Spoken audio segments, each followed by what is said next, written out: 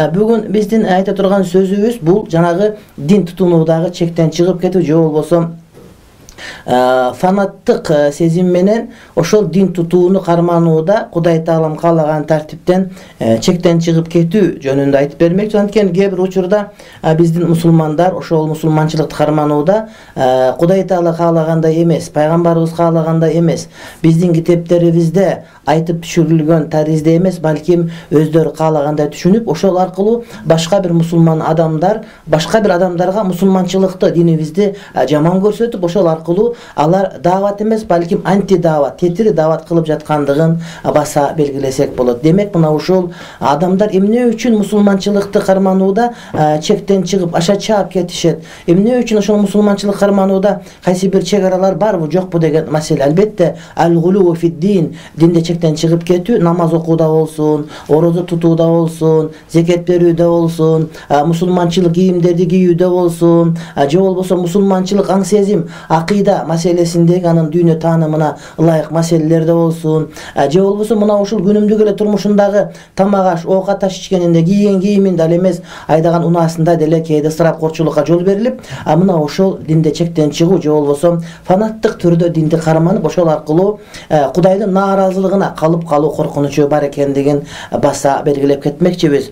Мына ошонун себептери кайсылар? Албетте, ошол себептерди билсек, аны дарылоо жеңил болот дагы. Мына ошол себептерди жоюу аркылуу биз ошол динибизди аша чаап кетүүнү жокко чыгарууга өзүбүздүн салымыбызды кошкон болор элек. Динди канчалык туура үйрөтүп, адамдарга канчалык мусулманчылыкты бекем үйрөткөн сайын, ошол эле учурда аларды чектен чыгып кетпестен дагы ошол нукта кетүүсүнө аракетти кылуубуз милдет деп эсептелет. Урматтуу момун мусулман бир туугандарым, өзүбүздүн бир туугандарыбыз, балдарыбыз, кыздарыбыз, кээде коңшуларыбыз, кээде карап отурса дин тутунууда чектен чыгып ашепке бир кыймыл аракеттерди кылгандыгын көрүп, көңүлүбүз муздап калгандыгын көрүп жүрөбүз дагы. Мына ошонун кесепетинен Сириядагы жаңжалдар, андан башка жердеги опурталдуу окуялардын болуп турганын көрүп турабыз. Чындыгында ислам дин эч убакта жаманчылыкка буйрубайт. Эгерде адамдар динибизди туура карманса, бирок кээ бир учурда динди карманып, дин аркылуу ошол өздөрүнүн туура эмес көз караштарын башкаларга таңууланган учурлар дагы кездешип калат.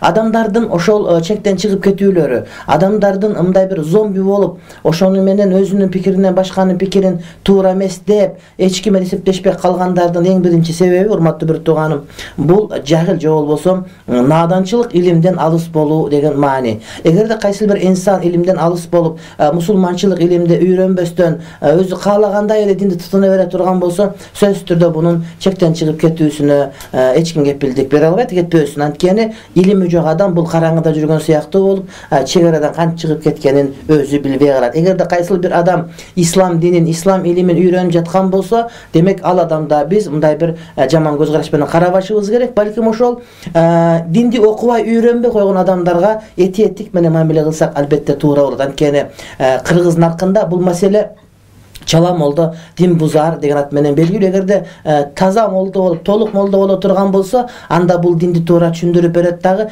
Чала молдо, мына ошол жана ошол курган чала молдо адамдарга ошол динди бузуп жеткирет. Ал эми молдо эместер, албетте буга тиешеси жок. Айрыкча азыркы учурда дини эксперт болуп алып, динден азыраак бир 2-3 күн намаз окуп алып, ананча-мынча бир мамлекеттик дин комиссиясында иштеген киши болуп алып эле, анан дин боюнча эксперт болуп алып, 1-2 орусча китеп окуп алып эле, ошону менен чала молдолук кылгандар ошол динге кирип аткан, берип аткан, жеткирип аткан пайдасына караганда булардын зыяны көбүрөөк. Анткени элибизде башка бир нартта айтылат, бир карын майды бир кумалак чиритет дегенде, мына ошол бир кумалактар элибиздин дин таанымын, дүйнө таанымын, эле ислам таанымын, урматтуу бир туугандар, чиритип жаткандыгына күбө болуп турабыз. Мына ошол туура эмес түшүнгөн адамдар адамдарды ошол фанаттыкка, адамдарды зомбиликке, адамдарды туура эмес багытка дайыма, урматтуу бир туугандар, кетирип коет. Андан кийинки экинчи бир маселе, урматтуу бир туугандар, бул адамдардын түшүнүгүнүн тардыгы, ошол эле учурда булардын жеке бир пикирге байланып алуулары, кайсы бир аалымга же кайсы бир молдокеге,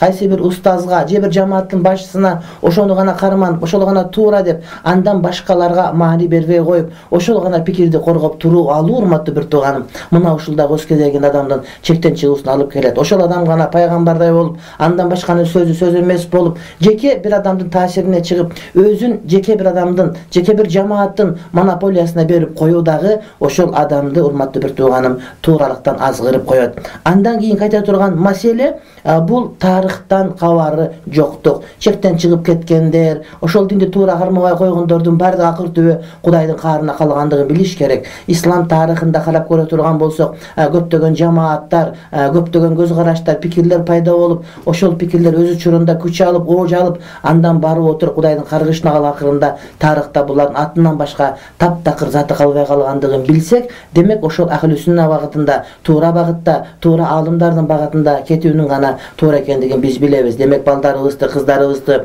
журтубузду ошол тарых менен дагы оозандырып, тарыхтагы ошол урунтуу учурларды айтып берип, мына ошол туура эмес багытка түшүп калган адамдардын тарыхтагы тапкан олжосу туурасындагы маселени баяндасак, албетте адамдар, урматтуу бир туугандар, өздөрүнүн мындай бир жолунан чыкпастан туура багытта кетерине ишенсек, албетте туура болот.